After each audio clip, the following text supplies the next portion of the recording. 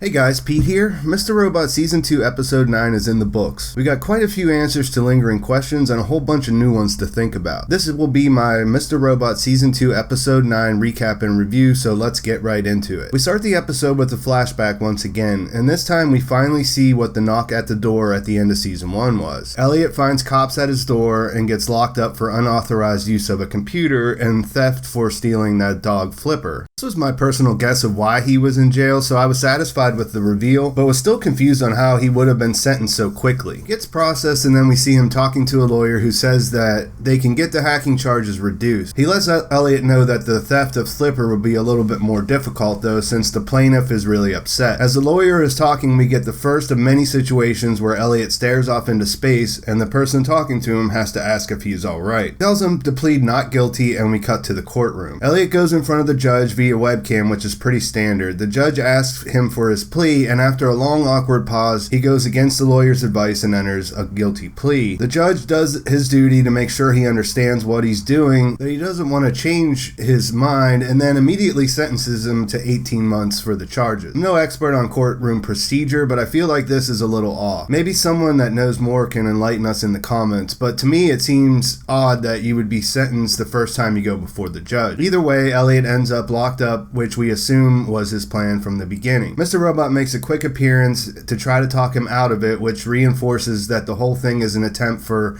Elliot to get away from him. As they process him in, we see that Lone Star is a guard and Ray is the warden. When he enters population, Leon comes into the picture right away. He lets us know that the inmates have already heard of Elliot since he was arrested, arraigned, and sentenced all within 24 hours. He makes light of this by saying that Elliot is the only guilty man in the entire pen. He gives him a rundown of the routine, and we see some of the familiar faces around the basketball court. I guess what's important here is we see how quickly Leon reached out to him and learn about how he got started watching Seinfeld. We also learn that Leon is a man who can get things, any sorts of things, and Elliot asked him for a notebook. We eventually see him crossing into the space where everything becomes his mom's house instead of the prison, the illusion that he built up. Elliot explains to us that this is everything that we missed, and then we see him getting out in present time. The corrections officer who is releasing him fills us in on the rest. He tells Elliot that he has the hack to thank for his early release. He says it's messing with the economy, which affects the prison budget, and that he has never seen so many nonviolent offenders released this early. On his way out, Elliot mentions the episode title when he says, "In at 5,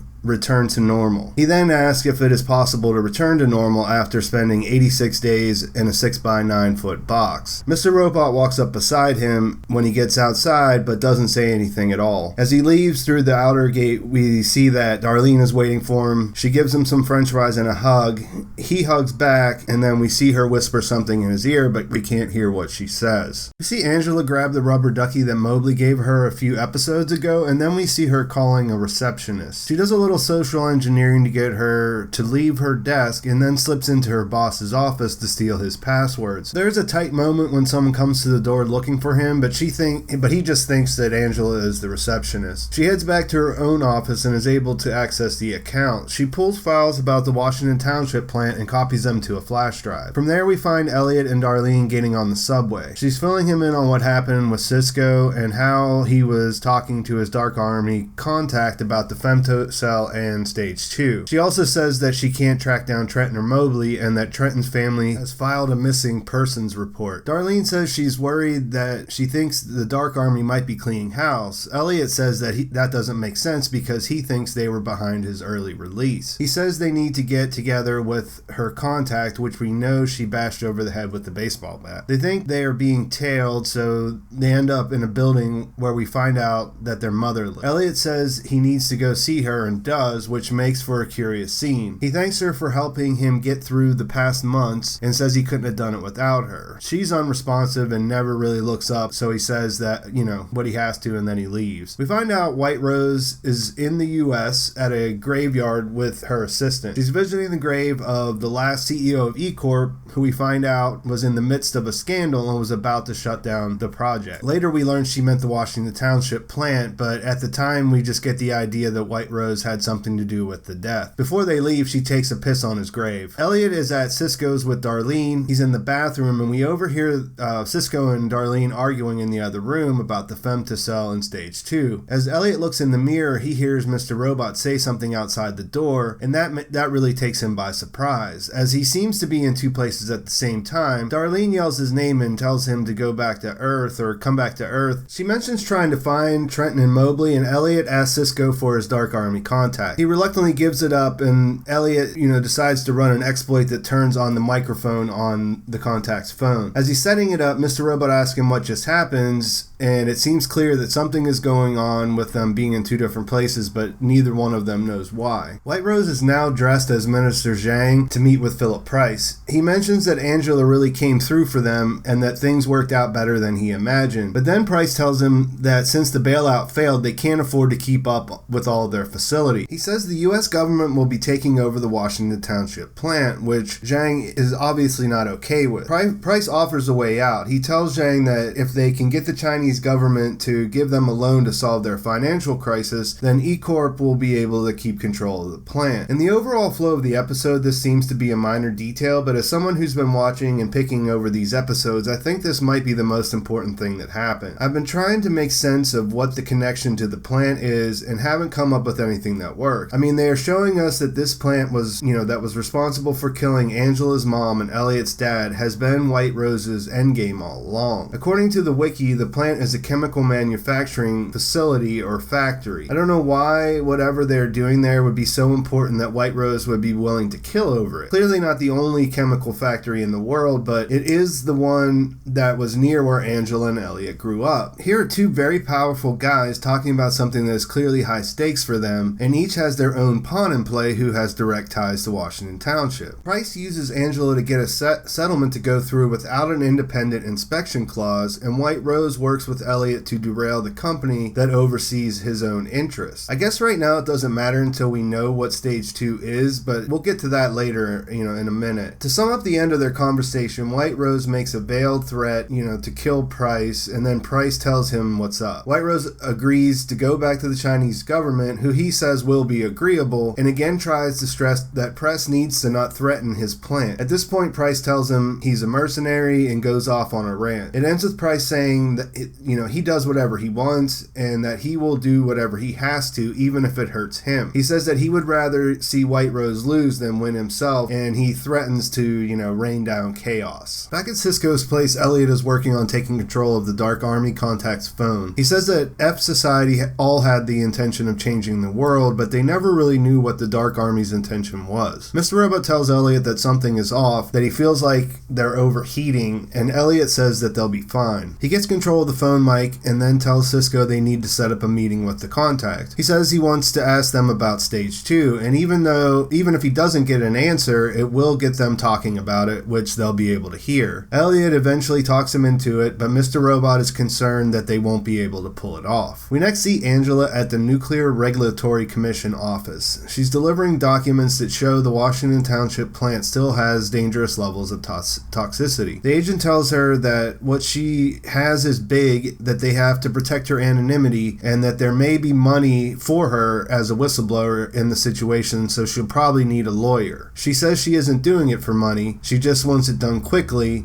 and he says that he will take the information to the deputy director. He takes all the information, including the drive, and leaves her in his office. Elliot is on the subway where there is a strange-looking man playing a mini keyboard. We notice that he's not very good at it, and that he is the only other person in the train car. As the tune starts to annoy him, Elliot walks to the door where he sees Mr. Robot and Cisco talking in the next car down. He tries to open the door, but it's locked. He freaks out some while the guy with the keyboard never notices, and then he sort of comes to as Cisco tells him that they're at their stop. Back at the apartment, we see Darlene listening to the Dark Army contact's conversations.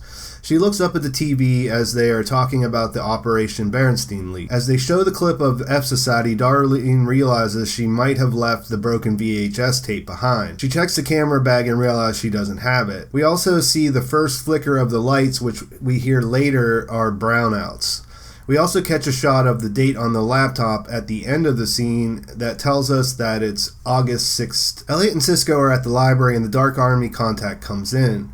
When he sees Elliot, he decides to leave. On his way out, Elliot shouts to get his attention. When he turns around, Elliot says to tell White Rose he wants to know what Stage 2 is. Back at the Nuclear Regulatory Commission, Angela is still waiting, and we see the lights flicker again. At the same time, the deputy director comes in and explains that it is related to one of the electric companies going on strike. They walk down the hall, and the director starts asking Angela personal information. She says she thought that they would guarantee anonymity, but the director continues to press, saying that Angela works at E-Corp and asks her what her position is there. This freaks Angela out, so she asks for the files and drive back. The director tries to assure her that her colleagues just want to talk to her, and then Angela decides to leave without getting the files. It's a creepy exchange, but there isn't much in the way of clues as to what is actually going on. Angela might just be paranoid, but the woman seems to have an agenda compared to the first agent she talked to. There are several shots of the cameras in the hallway, which I'm not sure is feeding into the paranoia of her being on tape, or if perhaps somehow she noticed they weren't on or something. Elliot and Cisco get back to his place, and Darlene tells him that she forgot the busted VHS tape. Cisco tries to assure her that they wiped down the whole house and that he is sure they probably got it, but she is convinced the tape is still there. She reminds him that her face is on the tape, so he agrees to go back and look for it, even though it has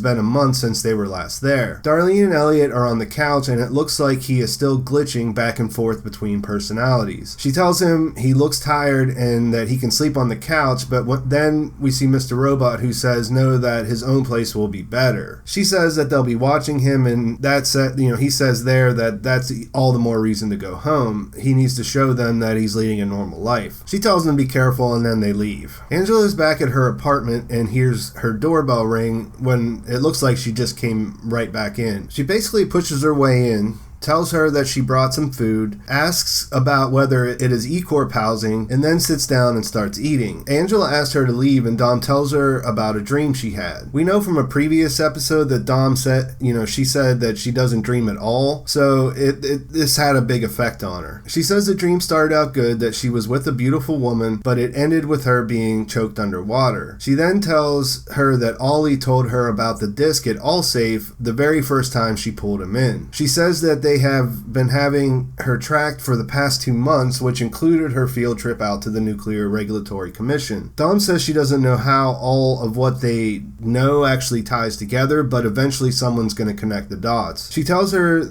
she still has one card to play and that it's her. She tells Angela that in her dream when she was being choked, it wasn't until she stopped fighting that she survived. And then she puts her card, like her business card, on the counter and leaves. We see Cisco enter Madam Executioner's house to look for the tape. He finds it where they left it, and then he turns to leave. As he's headed to the stairs, he hears something which he realizes is someone laying on the floor in the room. We can hear labored breathing, but we don't get to see who it is. Darlene is still listening to the contact who she hears meet up with Wild Rose just as Elliot planned. He tells White Rose that Elliot wants to know about Stage 2. White Rose answers that doesn't make any sense since Stage 2 is Elliot's plan in the first place. Darlene looks shocked to learn this, but then the scene cuts away. We see Elliot walking across the street, and he talks to us about normalcy never being a part of his life. He says he talks to his dead father, talks to us, and then says he would ask if we were normal, but we never answer. We go back to Darlene, who is still listening. White Rose asks if Elliot mentioned Trenton and Mobley, and when the contact says no, he figures out that it was a plan to listen to them talking. He takes the phone, and then Darlene loses the conversation. As she's processing what happened, we hear a knock at Cisco's door. She gets up to answer it, but of course we only see the somewhat shocked look on her face before it cuts back to Elliot. As he makes his way across the street to his apartment, we notice that an SUV is running outside of his place. He tells us how can things return to normal when the SUV of the man he murdered is sitting outside of his apartment. He says, "Normal? I have no normal." And then we see inside. Joanna says, "Hello, Ollie," and the episode ends. So just a boatload of stuff going on with a large dose of cliffhanger. We had the bombshell that White Rose's plan has always involved the Washington Township plant, and that he is killed in order to keep whatever he has going on there moving along. This is likely related directly to the creepiness Angela experienced at the Nuclear Regulatory Commission that, oh yeah, Dom knows about too. Elliot or Mr. Robot came up with stage 2 from the beginning, only he has no idea what it is. Dom has been watching Angela for 2 months and knows from Ollie about the disc they used to infect Allsafe. You might conclude that since Elliot and Ollie never really got along, that this means Dom knows Elliot is someone to watch, but the way it went down, Ollie had no idea the disc was connected to him. For like 8 episodes, we had been wondering who was knocking at the door of end of season 1. As soon as we find out, we end another episode with a mysterious knock. Does this mean Darlene is going to disappear? And who did Cisco discover on the floor or the couch or whatever over at the Smart House? We are left with a massive amount of questions once again, just as season 2 is heading into the final stretch. We only have 3 episodes left, and I think we get the last 2 in a double header just like the 2-season premiere was. How much of this are we going to be able to get answers to? There are a lot of crazy theories going around, some of which are plausible, but I don't see enough evidence to start getting into them yet. I'm starting to think that this will be how we spend the entirety of the off-season now that White Rose's cat is out of the bag. Why does he care so much about that plant? With his power and resources, why can't he do whatever, whatever he's doing there, why can't he just do it somewhere else? I have read theories about mind control experiments, psychological programming, and other ideas that suggest that Elliot is the product of whatever it is he's been doing there. If that were the case, then, where does that leave the FBI? It's really a lot to think about, which makes this one of my favorite episodes of the season. I'm not sure if Elliot's condition is getting worse in a progressive way, or if the glitching has to do with the stress of getting out of jail. Angela's personality seems to be changing, and it's not clear if it is due to what she's been up to. There's this, a lot of people have pointed out how she stares into space. That's not really how she was before, and if you think about it, it's a lot more like how Elliot is, so there's something going on, but, there's just no way to know right now for sure. Trenton and Mobley are missing unless one of them is who Cisco found, and Elliot is about to have Joanna on his ass one way or the other since he just doesn't know where Tyrell is. Let me know in the comments what you think is going on. Who knocked on the door at Cisco's place? For that matter, who else from our story even knows where he lives? Who did Cisco find in the Smart House? What is stage 2? Why is White Rose so worried about that plant? And what was going on at the Nuclear Regulatory Commission? It's a lot, I know. Please like the video if you found it interesting and subscribe to my channel. Let's watch the rest of season 2 together and try to figure it out in the comments. Thanks for watching. I'll talk to you soon.